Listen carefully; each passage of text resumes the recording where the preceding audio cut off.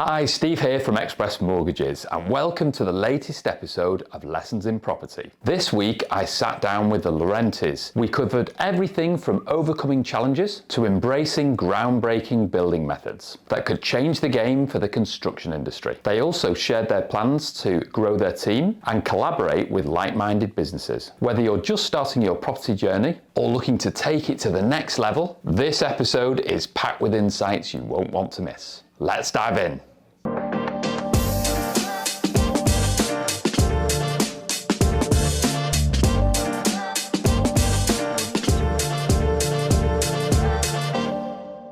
So today I've got Mark and Emma Lorente.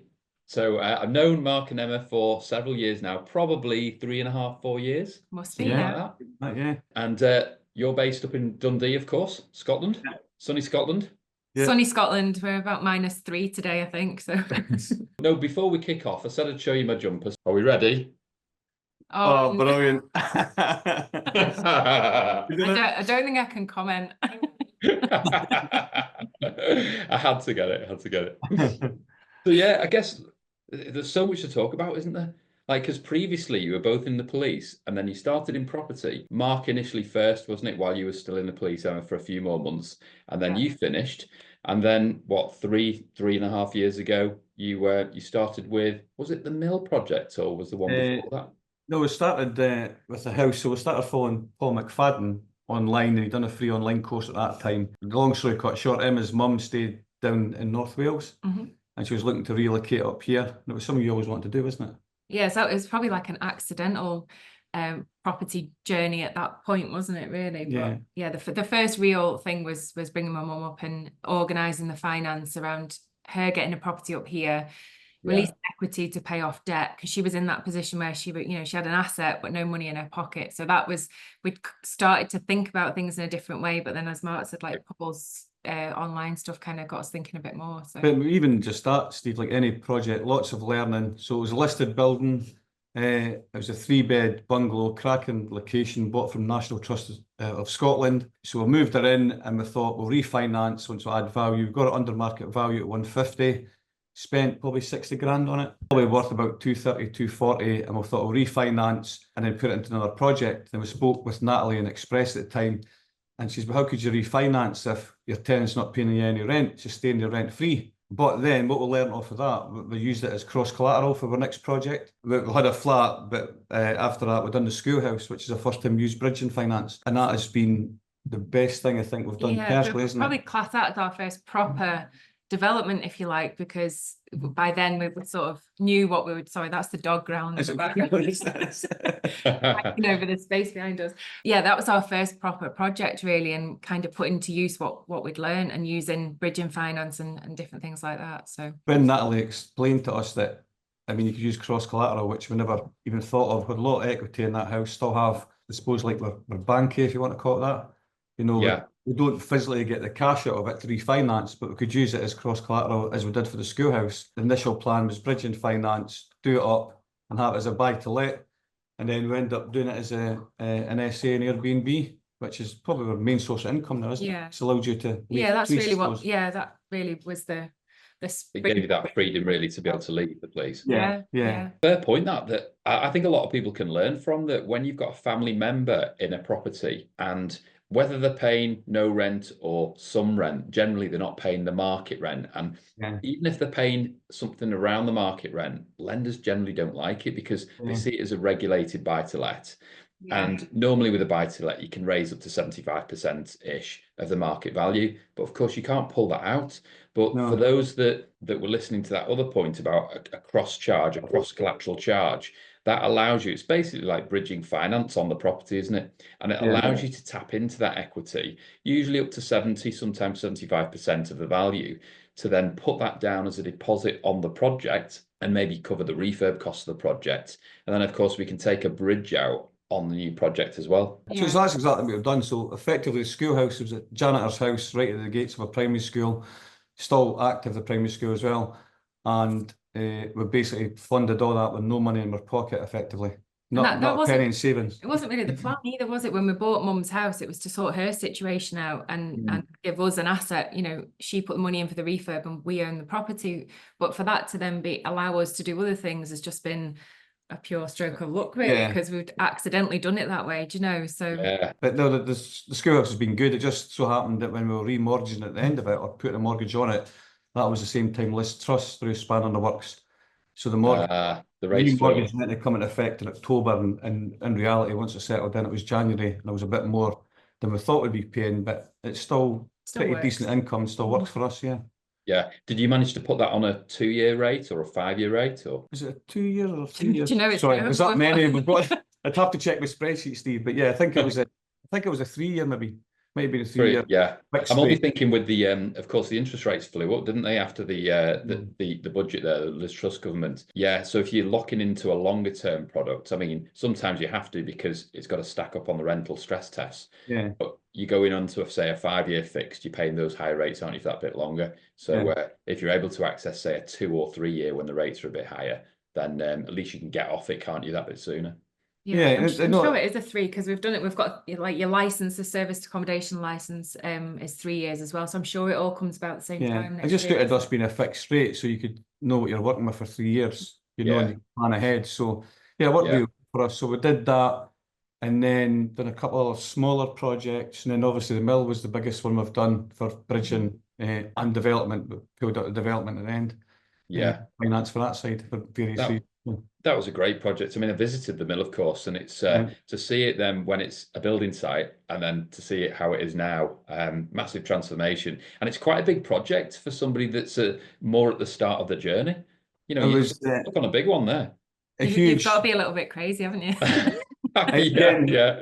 Lots of learning. Like next time, get proper quotes instead of walking around with your builder mate for half an hour and saying how much you think this would cost. It was a big, exciting dream, really, for us and the partners that we've got. So our business partner is our builder and his wife. So we've got a friendship there as well as a working relationship. But it's down the road from all of us, so it's local. He knew the building really well, didn't he? Passed it every day, and it was just like, oh, we've got to do this no matter what. It was one of them, really, and not what you taught, not really numbers driven at all. It was kind of a bit of a came afterwards. It was an absolute roller coaster, as you know, Steve. But yeah, we naively thought 100 grand refurb to change a 7-bedroom house into a 3 and 4 bed SA, changing stairs, changing balconies, and long story cut short, including interest, came in at 350.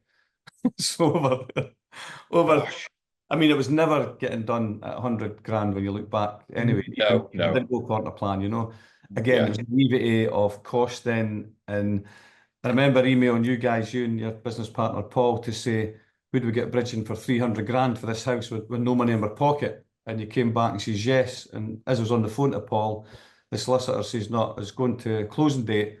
So I said to Paul, we would get 310. Yeah, 310 final offer with no survey on a 400-euro building. And 10 minutes later says, yeah, you've got it. And I thought, oh dear, we better get money together. I think as well, the overspend sounds really dramatic when you say it like that. Actually, it was a gradual increase as we went along, and there were certain things that we thought, well, we need to do this to a certain standard, so we can't compromise on this, and we're willing to spend the extra to get it to this point. So it wasn't just an overspend. There was a thought process there, wasn't there? And you know, and the values now, I mean, for the price that you paid and the cost of the refurb, the conversion, would it be similar to the price and the refurb? I think, I mean, we're going to get maybe a commercial valuation after 2 years of trading, but I would think it's probably realistically worth about 750, 800 just now. Yeah, so there is equity in it, and we're on a repayment mortgage now. We came off the bridging onto a repayment, so actually that worked in our favour, because what we'd hoped for initially was a bit more cash out, and things went a bit squiffy at the end, as you know, but it's probably worked in our favour, hasn't it? It's almost front loading the debt for 2 years. We know what we're going to be paying. And then there's an exit plan after that, and obviously then keep it. So it's touch wood, it's doing okay. Is a 2 year?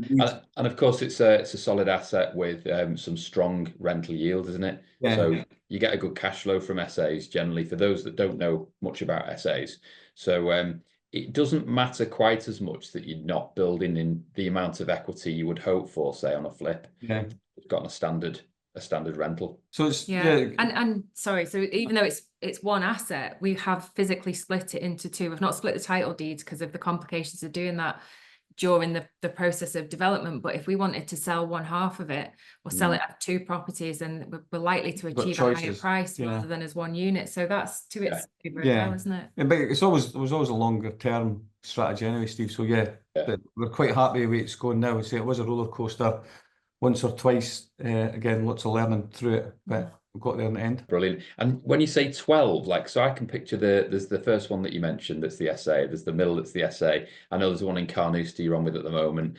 The others, are they like? I mean, that includes both mums' houses. We've got it's 3, but it's basically 2 flats, a block of flats in Montrose. We're just finishing. We finished a 3-bed bungalow in Letham Angus, which is just on the market.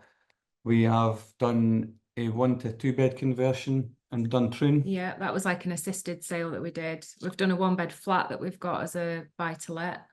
And a 1-bed assisted sale in Carnoustie that's going through conveyancing just now. So yeah, we counted up the other day, and in total 12, and we're going to be to sell the Carnoustie one next few weeks, or go on the market next few weeks, and we're selling another one. So we'll be left with 10, either owned between ourselves or our companies, or joint ventures with 1 or 2 other sort of business partners. So in fact, the only property we own that we've not refurbed is our own. Yeah, it's quite often the way, isn't it? You leave your own till last. Exactly, yeah. But no, I think, again, when we started following Paul McFadden 3.5, 4 years ago, if somebody says to us within 2 years, you'll be leaving your secure and relatively well-paid jobs, I suppose, you'll be doing property, you'll be doing this, doing that, you'll have like decent asset rich, I suppose, and cash rich, as I say, and it's a bit like Grant Cardone saying, nothing goes according to plan, and it always goes over and always takes longer. And I suppose if you factor that in, you've got to have a contingency pot with time and money, I suppose. But yeah, we still love it, eh? Mostly. No, I think 99% of people, if not 100, would be chuffed with the progress that you've made in the time that you've done it. Because, we both know, or all 3 of us know, a lot of people that are on with stuff. There's a lot of things conveyed on social media, which paints a certain picture, doesn't it, as well? But you've just taken action and you've just gone forward and done it. You've not overanalyzed, you've not procrastinated. Sometimes people that are analytical types can halt their own progress, can't they? Because they're looking for a reason not to go forward with a deal. Yeah, you don't want to go gung-ho, but when you see that the numbers work and it's a deal, whether it's a flip or a hold, you've just taken that step forward. I think we do try, when we do social media, we try to be honest about the process. I mean, it's hard to like promote your business and do networking and stuff and talk about the stuff that's gone wrong, because you're trying to get people to trust in you and buy into your business and invest with you and all this kind of stuff. So it's hard to talk about the negatives of property, isn't it? Sometimes it is. Yeah. With people like yourself and the group that we've met now, like the friends that we've got and the people we've worked with, we have honest conversations about how things have been. I think that does help move forward, doesn't it? I think that there is a lot of smoke and mirrors with some folk, and that's how I know we've done input at the Scottish Property meet a couple of months ago about the mill, and we're just honest about the roller coaster it was, but what occurred at the end and how it's all worked out, but a lot of time we probably go with a bit of gut instinct as well. And it's like you were saying recently, Steve, if the numbers work for a deal, we could do the deal, and the worst case scenario, we'll have to get funders that pay 100% of the funding and have to give away almost 50% of profits. But that's fine, because without that, you couldn't do it.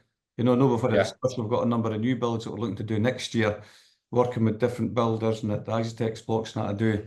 And that is going to be massive for us, I've very much got the bigger picture in mind, and you're not just thinking of one deal in isolation. Like a lot of people would look at one deal and think, oh, I only made, just pulling a number out there, 10% profit on GDV instead of the 50 I really wanted. I don't know if this game's for me. You don't do that. You just go, do you know what? We've learned some good things from this. We've still made some profit, but next time we'll do it a little bit differently. That's exactly it. It's like our slogan, though. It's all learning. Apart from this one. It's a big learning curve. But no, you're right. I think you just get driven to do something bigger, just not to be flash or money that, but just it's almost like a legacy for your family, isn't it? And to get the things and have the financial freedoms to say without being cocky or flash about it, It's personal style, isn't it? Some people want to be driving around in Ferraris, Lamborghinis, whatever floats their boat.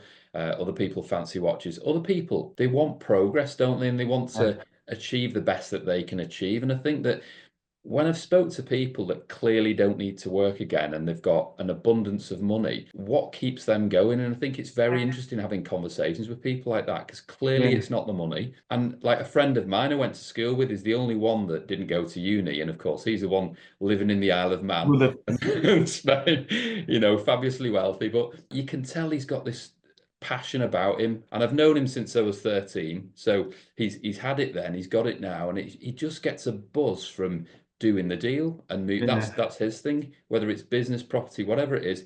He loves doing the deal, getting something over the line, and then his team helps him progress with it. No, it's definitely you get the bug, don't you? Yeah, and I think we sort of see it as a never-ending hamster wheel, if you like. Once you're on, you can't get off, because because your money's tied up in one project and you're waiting for something to finish before something else starts, and then another opportunity comes along, or you know, like you've got the brick thing going on, and there's always something else, so you're kind of chasing that next thing in a way, and I don't really see an end to it as such, you know. A bit like you say, you've got to have something to keep you going. I think it's the network, isn't it? It's whether it's funders through obviously yourself, Express, or whether it's the build team. It's just getting the right network, isn't it? And your network might change because we've had one or two dodgy trades that we'll never use again. But again, it's a learning. You know, you make sure you're not using them in any other projects type thing. But we've got a pretty decent team now. I mean, the speed we've done that Carnoustie project that say was it this morning, the 6 months start to finish. You know, and that's been major development, knocking down walls, reconfiguring 44-metre garden, I think it is, by 13 or 14 metres. Just full of trees and like a jungle, you know. Now it's all almost landscaped and driveway and stuff getting put in just now, you know. So there's satisfaction in seeing something come to the end, isn't there? You know, thinking, well, we've had a big input in that. You know, it's it's a physical product, isn't it? Like visually, it gives you a lot of fulfillment, because you're taking something, an asset that might be very tired, and you're making it to be the best version it can be. And I've since being a kid, I've loved that, looking at property and admiring great architecture and the beauty in property. I think it's if you're wired up that way and you've got passion for it, then it's a really fulfilling career to be in. Yeah. I think even for us personally, it's the both mums. You know, it sounds cheesy, but it's always been a goal of yours for about 20 years, to bring his mum up. And we've managed to do that. And she's got a cracking house in a great location. Likewise, we've done a major refurb in my mum's house last year. You know, it's been life-changing for the mums, and that's what it's all about as well, isn't it? You know, just if you can help others like that, whether it's you know, your kids or parents, then that's going to give you a lot of satisfaction, and you're not bothered about yourself, really, are you? It's like, I've got everything I need. What do I really need anyway? So I'm helping other people that you know, holiday. You'll say holiday. Holiday. Quite nice, but apart from that, Never happy, Steve. Never happy. Never happy. But no, tell us before we go, tell us about the Isotech, how you got into that, because I know you'll have told so many people this story, but for those that haven't heard it, it's fascinating, and the possibilities we know are going to be like endless, unbelievable. So the short story is, 5 days after retiring, I went to a friend at the time who's just built an ICF house, insulated concrete form block, to give them the proper name, and we almost bought the company that supplied them, based in the UK. I'll not bore you the reasons why that never came off, but we're also aware that Isotex, which is like 82% market share in the whole world, we were told at the time, you've not a chance of getting that, there's a previous supplier, blah, blah, blah. I was pinching myself, because literally within a few months, I got support from the Scottish Government at the time, Scottish Development International, got introduced from somebody based in Rome at the British Consulate, and his job is to bring investment into the UK. He's actually hired by Scottish Government, I suppose. Before I knew it, we had numerous Zoom calls with the owners at Isotex. We met them in the UK, got invited over to the factory, and again, very long story cut short, along with my business partner who's based in England, who's built about 40 houses with Isotex. We're now the suppliers of the UK and Ireland of the Isotex blocks. That's under our company Murotex, and the reason we picked Muro is because that's Italian for wall, and we've had a Polish company approach us regarding supply windows and doors. So rather than just do the blocks, there could be options. We could add windows and doors to customers, but it's a fireproof block, 2/3 of the build cost for traditional build, made out of recycled wood. Even insulation's made out of recycled plastic bottles, etc. It's been on the go since just after the Second World War. It was a German sort of product initially, then the Italians took over 40 odd years ago. And it's literally like building with adult Lego, Steve. You know, I mean, Yeah. the folk that are doing it, and likewise my business partner down south, he won't go back to anything else. You know, he swears by it. And I mean, even you look at land development deals, as we've got one going through just now with 5 new builds. Look at the figures are pretty tight doing traditional build. But if you're guaranteed to be a third cheaper than other builds, there's a lot of deals that weren't deals before that now are. You know? Oh, absolutely. And from 100% finance point of view, where one of the major lenders that lends on that basis, where the developer doesn't really need to put any money in, the profit against GDV needs to be at least 23%. And it is tight for some schemes to hit that. But with this form of building, it makes it a lot more palatable. Yeah, I mean it's crazy because literally I'm up early 7 days a week, as you know, until late at night. Last night we're still doing quotes for some of the builds, and we're going to be recruiting folk to assist at the turn year. We've got a bit of admin support behind the scenes that as well, but yeah, it's going to be some of the builds are absolutely stunning. You know, from extensions, so self-builder doing extensions could easily build with it right up to like literally multi-million-pound houses. You know. So really excited for that, and we've just got the UKCA approval. So that becomes live from the 1st of January. Yeah. All the blocks will be stamped with UKCA for getting used in this country and stuff. So yeah, it's been 2 years in the making. Really exciting times. We've done a couple of exhibitions in Glasgow, a couple in Birmingham. We're in Farnborough the 18th and 19th of January. So that's a massive home building exhibition as well. Yeah. So yeah, lots in the pipeline, and that is going to be our main focus certainly next year, and build that team around us as well as build teams. It feels like the timing is, if you can ever be spot on, as close to spot on as possible, because we're at a time where there's not enough trades, we know that. And we've got this pressure to build, 300,000 houses a year for the next 5 years. I don't think many people can believe in that. So like, how do we achieve this? As you've said to me before, Mark, you can train people up, can't you, pretty quickly to build houses with less than a week, you know, less than a week. And even again, from a developer or cost point of view, it's cheaper to have labourers and obviously skilled bricklayers, for example. You know, you still need some of them as well. You need like obviously electricians, plumbers, etc. But yeah, literally either rural locations. We've got a few things in the pipeline for the Highlands and Islands and rural locations. So we'll go literally train folk up in a few days, and almost leave that legacy that they could then build in their own community. You know, and we're doing a lot of collaborative working with build companies, architects, structural engineers throughout the UK. We've got a really good network we've built up now. Just basically doing business together. No, because it doesn't matter where they go in the UK, the blocks have to come through us anyway. So yeah, it's exciting times. So and with the right, as we talked about, with the right accreditation there, development finance lenders are on board, the mortgage lenders are on board, which we need them to be, don't we? Because a lot of people, not most, I forget the stat now, but a lot of people require a mortgage when they buy a property. So we do need those on board, and then it just opens up the floodgates. I mean, it's definitely a really good business model. So yeah, excited for 2025. It has been 2 years in the making, literally constant. I suppose a lot of folk might have given up before now for various reasons, a bit of a roller coaster. But no, definitely, I suppose when you believe in something, you know what the outcome's going to be. It's just taking a bit longer than we'll hope to get accreditation, albeit there's been numerous builds already, mostly in England, to be fair. But yeah, it'd be good to see it grow next year. Awesome. But as we know, business isn't linear, is it? It's peaks, big peaks and troughs. But no, thoroughly enjoying it. It's good fun. Yeah. No, awesome. Wish you all the luck in the world with that. Thanks very much for coming on today. It's sorry about all the doggy noises in the background. It's typical, isn't it? Probably Emma's stomach's blaming the dogs. We don't even have dogs. Yeah, good scapegoat that. I like it. Good to speak to you, Steve. You too. Thanks, guys. If you found value in today's discussion, make sure to give this video a thumbs up and subscribe to the channel for more expert insights on property investment and development. And if you're ready to take your property journey to the next level, get in touch with the team at Express Mortgages. See you on the next episode on the 1st of January 2025. Have a Merry Christmas and Happy New Year.